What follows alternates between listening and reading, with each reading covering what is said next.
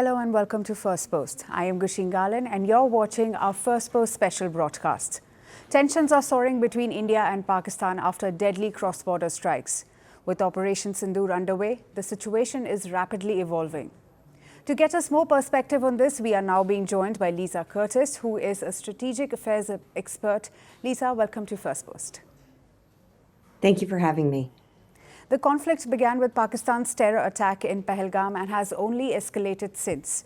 Do you see this as yet another attempt by Pakistan to destabilize the region?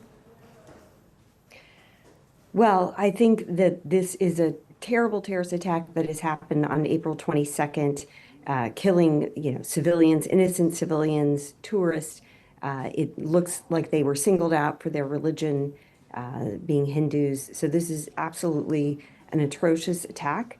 And I think there was an expectation that India would respond. India has now responded with 9 strikes at 6 different sites inside Pakistan, including on terrorist infrastructure in Muridke at the Lashkar-e-Taiba headquarters, as well as in Bahalapur at the Jaish-e-Mohammed headquarters.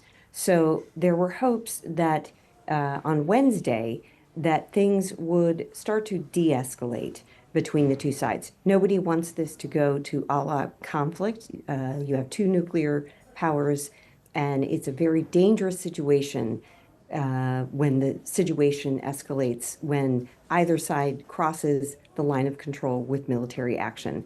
So there was hopes that there would be a de-escalation on Wednesday. Unfortunately, that has not happened. Things have only escalated further.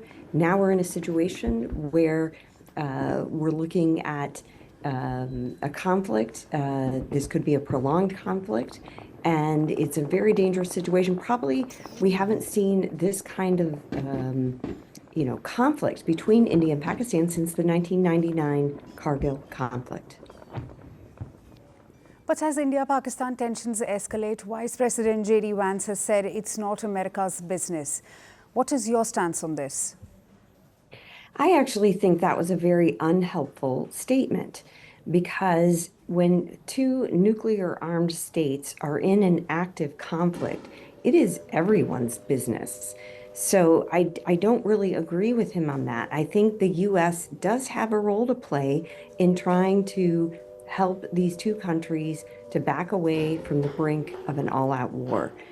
And, the U.S. has played this role. Look, I've been involved in India-Pakistani crises for, 20, 30 years now. I've spent 20 years in the U.S. government. I was at the CIA during the 1999 Kargil conflict. I was at the State Department during the 2001-2002 military crises.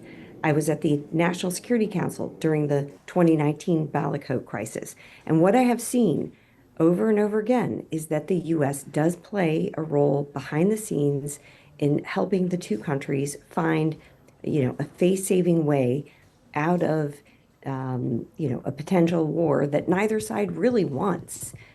So I think this is a fact. And I frankly think the Vice President was wrong in saying the U.S. Doesn't have a role to play here. This is different than saying that the U.S. should be somehow mediating the dispute over Kashmir. That I do not think the U.S. has a role. I think what the U.S. has a role in doing is keeping the 2 countries from going into a full-out war. But when it comes to the dispute over Kashmir, that is something that is for India and Pakistan to decide on. With situations rapidly changing, what do you see unfolding in the next few days? Well, unfortunately, it's very difficult to say where things are headed. What I will say is it seems the fog of war is setting in. There's a lot of confusing information out there. There's a lot of misinformation on social media that is circulating. But there's also a failure on both sides to be very clear in what is happening on the ground. I think this is very important. I think that each side's government needs to be very clear of exactly what military actions are happening. Because if they're not, then you are going to see a situation where there's going to be misunderstanding and miscalculation. And, when you have two nuclear armed states, the last thing you want is room for miscalculation and misunderstanding of what is actually happening on the ground. But we're in a situation where Pakistan has claimed to have shot down 5 Indian aircraft. India has not acknowledged this. India has said that Pakistan tried to hit Indian military installations on Thursday. Pakistan has not acknowledged this. So again, it's murky. We can't really tell what's happening, and so there's a lot of confusion. So my hope is that both sides will see it in their interests to be very clear about where things stand at the moment. That was Lisa Curtis, who is a strategic affairs expert. Lisa, thank you for speaking to Firstpost. Thank you.